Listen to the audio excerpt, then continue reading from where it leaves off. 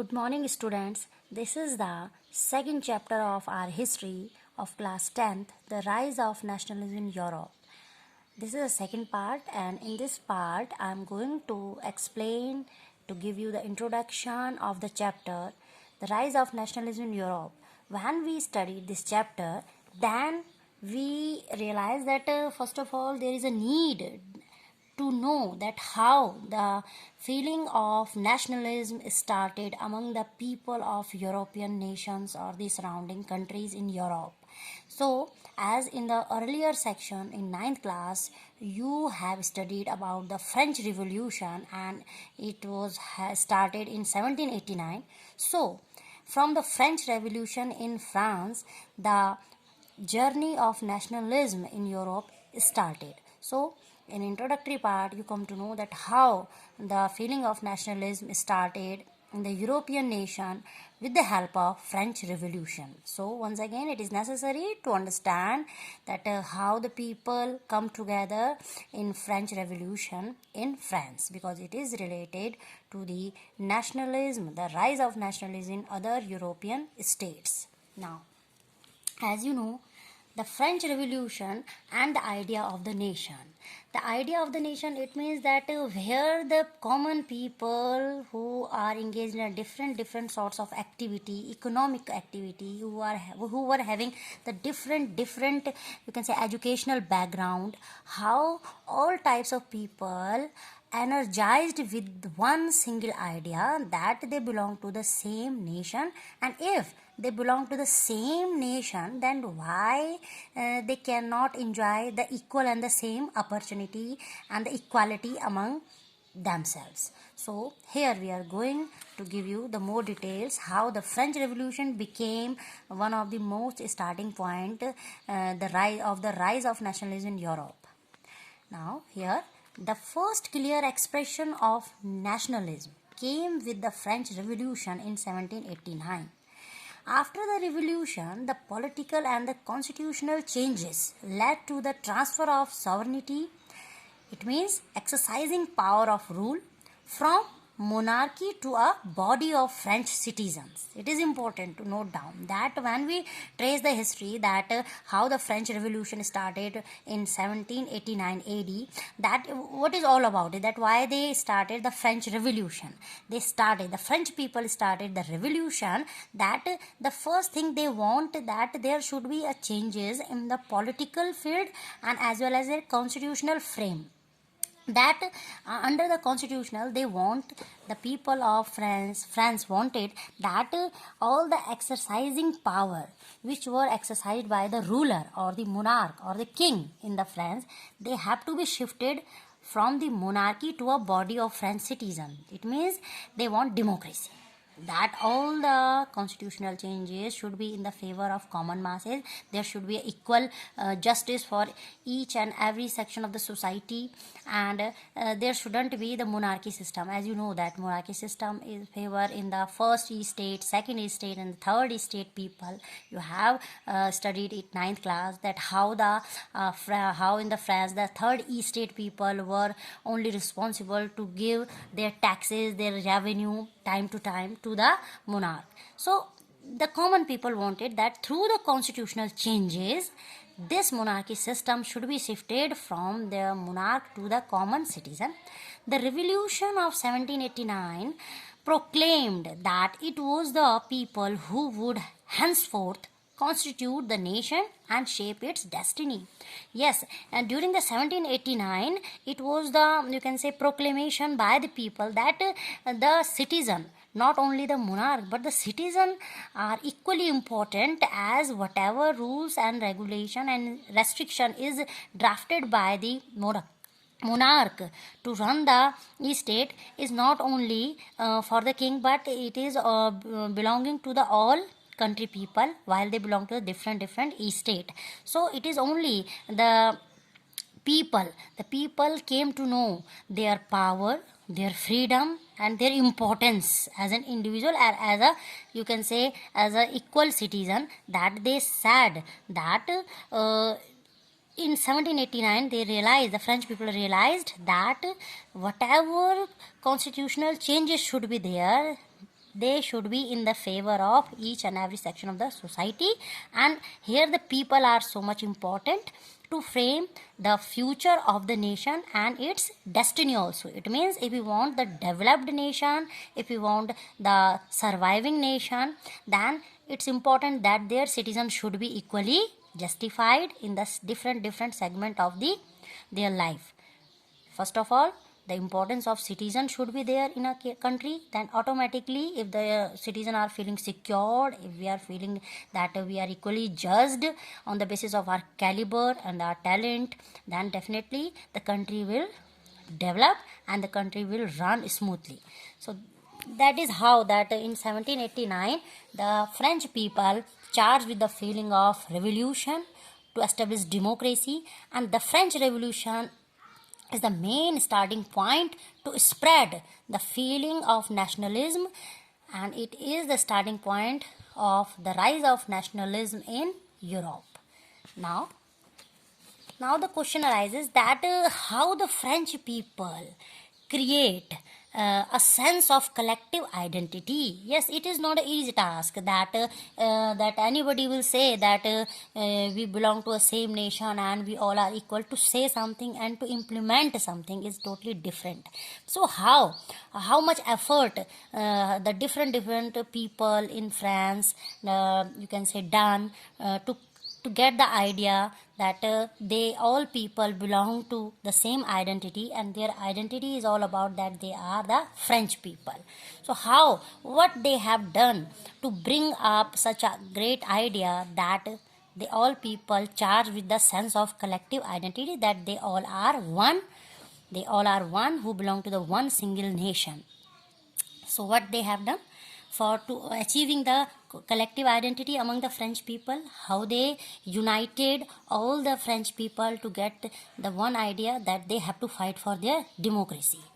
So first is a new French flag, the tricolor, was chosen to replace the formal royal standard. First of all, they decided, the revolutionary in France decided that they have to change the formal royal standard flag for their nation, and they have changed this royal standard flag into the tricolor flag. Yes, it is just that they want to show that the monarchy system should be and it should be changed. That's why they started to change their royal standard flag into the tricolor flag, and it represent the unity among the citizen of the France, and it shows the collective identity that they all belong to the same nation. First of all, they changed the royal standard flag in France. Second, what have they done to achieve the collective identity? The Estate Journal was elected by the body of active citizens and renamed the National Assembly. Earlier in a political scenario, when there was a monarchy system before the French Revolution, the Estate Journal was elected by the body of active citizens. Now they decided that the Estate Journal, this is a post that it will be you can say selected with the vote of active citizen, that the voters or the active citizen will give the vote to elect the Estate Journal. So just like that it happens in democracy, that we are having the voting power to elect our prime minister, chief minister, and it is a fair and it is a very favor in the democracy. And they also renamed it into the National Assembly, that now they want that the Estate Journal should be you can say selected or elected by the vote of citizens in France, and they renamed this into the National Assembly. Third, that how they decided to achieve the collective identity to support the nationalism in Europe. In France, the new hymns were composed, oaths taken, and martyrs commemorated. It means to be honored for their memory. all in the name of nation. Now they started to give the honor all the martyrs who have sacrificed their life to save the you can say to save their nation, to save the France. And the new types of songs and the praise songs, hymns were composed by the people during the campaign, and they have taken the new oaths, and they salute, they show their honor, regard to all the martyrs who belong to the France. So it is all about that, how they were connecting with each other, how they were understanding, how they were supporting to each other for the one single cause, and it is all about democracy and to end the monarchy system in the France during the 1789. Now the fourth, a centralized administrative system. A centralized administrative system was put in place, and it formulated uniform laws for all citizens within its territory. Now, the French people also decided that there should be a centralized administrative system was put in place, and it formulated uniform laws, that they want that there should be a administrative system, but it shouldn't be within the grip or within the power of or within the hold of monarch. It means there should be a centralized administrative system which is full of law, logic, and it should be implemented equally, uniformly, which is having the political law, and they should for the all types of citizen. And it means that within their territory they want that the equal justice, equal law, and in front of law every citizen should be equally justified and equally blessed. They don't want that all the administrative decisions should be taken by only the monarch. All these activities shown to us that how the French people were not during the 1789 came to know that a monarchy system will not be favor for their upcoming generation in the future in France. So they decided that such type of administrative system should be changed, and it should be uniform for the all citizens. Fifth, that how they want to attract the idea of nationalism among the people of France, or to develop the sense of collective identity, that internal custom duties and dues were abolished. That it is all about that they want that internal custom duties and dues were abolished, and a uniform system, weights and measures was adopted. Third, they wanted they wanted that there should be a uniform duties and dues should be there, and all the custom duties and dues should be abolished.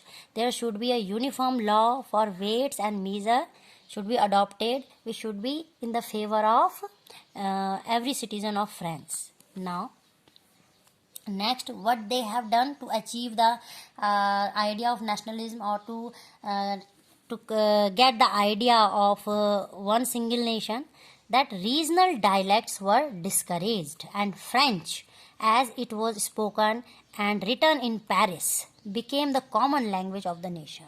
The next step the French Revolutionary has taken, that to spread the feeling of collective identity, that they favor only one language, and it was French. All the other regional dialects were discouraged, that they said that we belong to the same nation, and that we should be having the one language, it should be our identity. After all, it is all about collective identity. So they adopt the French as their national language, and they discourage the regional language. And why? That as Paris was the capital of France, that's why, and in Paris the French was spoken by the maximum people, so they decided to give the you can say place of their language to the French, and it became the common language of the nation.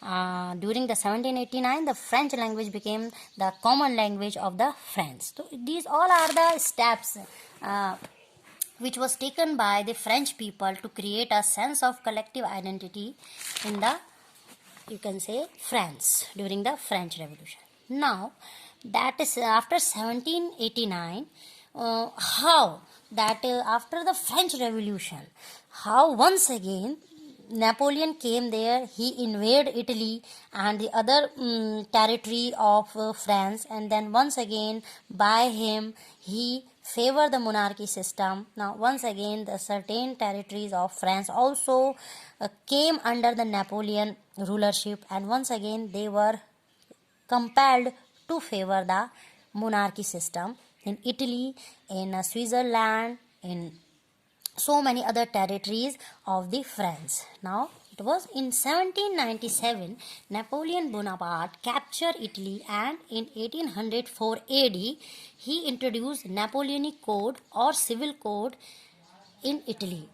And not only Italy, he has you can say imposed this Napoleonic Code and certain laws in the other controlled territories of the France and Switzerland, Belgium and Holland also.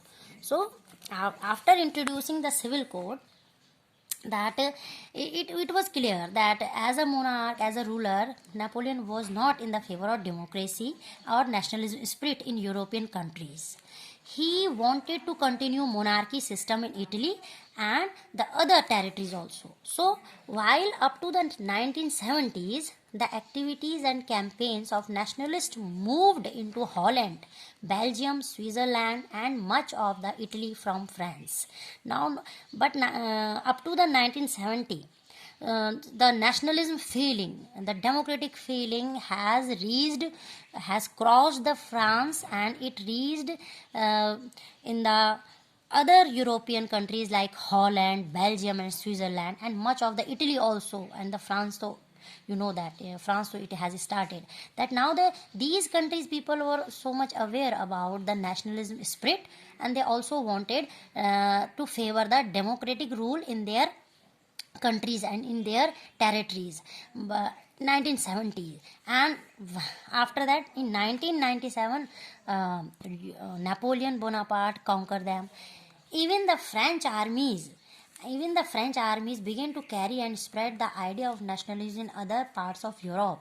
So we come to know that after 1789 and up to the 1970, so much other countries, European countries, also wanted to be in the favor of democracy, to support the nationalism. But as in 1797, Napoleon Bonaparte invaded Italy and he changed so much of.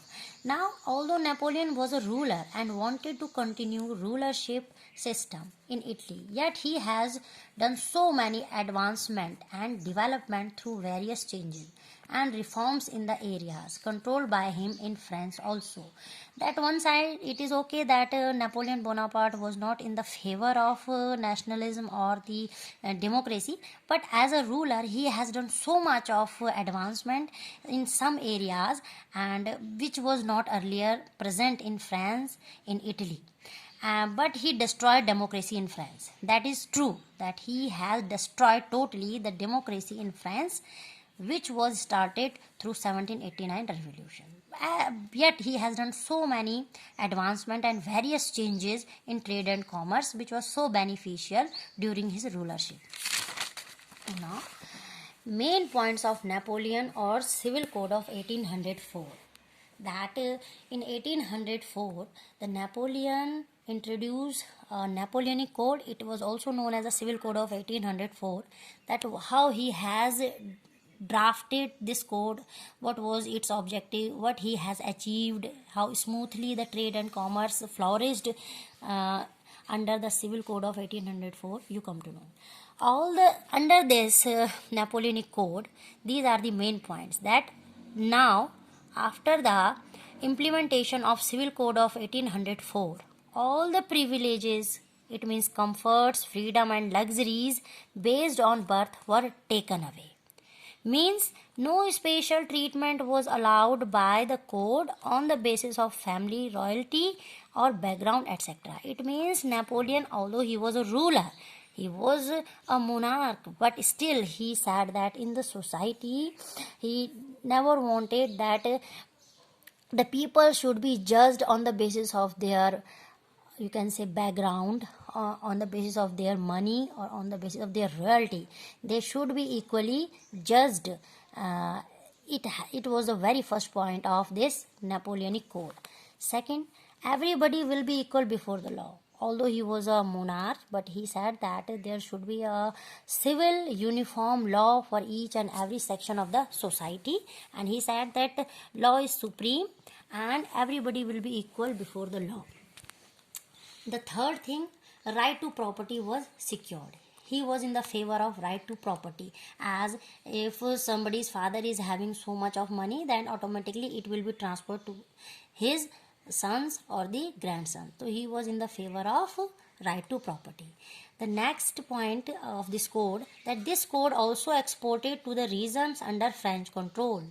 Yes, you should know very well, and you should be very much clear that when we are saying that Napoleon invade Italy, it doesn't mean that he has implement this code only in Italy. He has implemented this code even the French controlled area by him. And the what he has done, the next achievement of this code is that he ended the feudal system and serfdom. Now, what is all about the feudal system? Feudal system is a system where the poor farmers and the peasant have provided the piece of land by the monarch, and they have to produce the crops, and they have to give all the crops to the monarch. So the Napoleon ended this feudal system. Second, the serfdom. Serfdom is another type of system under which the workers and the poor peasants, once again, they have to produce the crops, and they have to work for the limited hour for the monarch, and they have to then give all the crops to the monarch, and some part they can kept for themselves as their livelihood. So it is all about that these all system was ended by the Civil Code of 1804. Second, he was also ended the manorial dues. Manorial dues were the dues that the farmers and the workers were having the dues, and these dues that they have to yes, it is all about that time to time the farmers and the poor peasants have to produce the crops, and they have to give to their landlords. So it was also ended by the Napoleonic Code or the Napoleon. So it was in the favor of poor farmers and peasants, and that's why the poor farmers, workers and the peasant welcomed the Civil Code of 1804. They were very much happy that these monarchy system, this Civil Code was in the favor of the poor farmers and the workers. That's next. In the towns, guild restriction were removed. That not only the villages, but in towns also, the Civil Code of 1804 ended the guild restriction. Guild restriction is all about that when the goods and services exported from one region to another region in Italy or in the French controlled area, then the small businessman and the traders have to pay the tax within their nation, within their Italy. So it has ended by the Napoleonic Code. So it was also in the favor of small businessman and the craftsman and the all the other business purpose worker. So it was also in the favor. So in how you come to know that how the Civil Code of 1804 having the good thing, and the another important thing of the Civil Code of 1804, transport and communication system were improved so much. It was a great achievement of Napoleonic rulership that he has developed the transport and the communication system so much, and that's why in his rulership the trade, commerce and the business was so much developed in Italy and the French controlled area. So it was a good thing which we can see under the Napoleonic Code. Still, the Napoleon was not in the favor of full democracy, but anyhow, so much reforms he has done under the Civil Code of 1804. Now, what was the result of this code? The result of Napoleonic Code of 1804, as feudal system, serfdom, manorial dues were abolished, guild system and its restriction were removed, uniform laws for weights and measures were established. Through the code, the peasants Artisans, workers, and new businessmen enjoyed a new freedom. Now the trade and commerce flourished and developed in Italy and controlled areas of France, Germany, Dutch Republic, and Switzerland. These all areas have developed so much in means of transportation, communication, trade, commerce, uh, in the rulership of Napoleon. Now, before ending this part 2 of history, I am throwing the light on the certain important definition which is related to this content. Feudal system. Under this system, peasant and poor farmers or worker received a piece of land, and in return they have to produce crops in those fields and serve the crops to the king or lord. It was all about the feudal system. Second, serfdom. It is a status of poor peasants and workers under feudal system who had to grow crops for the king and for their livelihood also.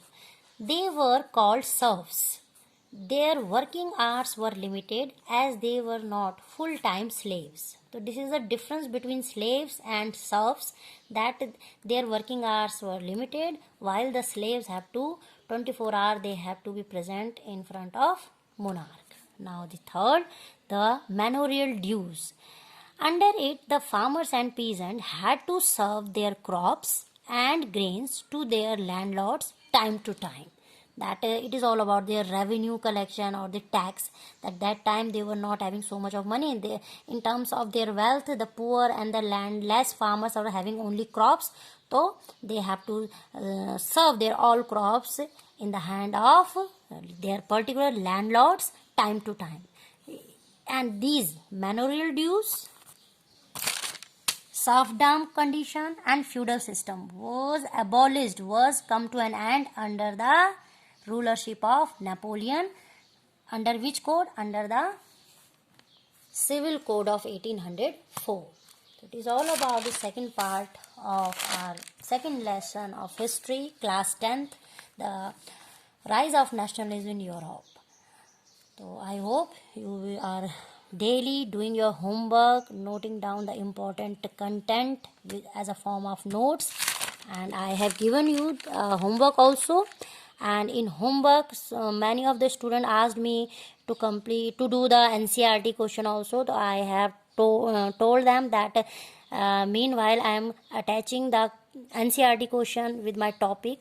Somehow they are covered within the lecture, and if there will be remaining question, we will do these remaining question after the end of the chapter. But time to time submission of homework within the submission day and making of note is very much important. Thank you. God bless you.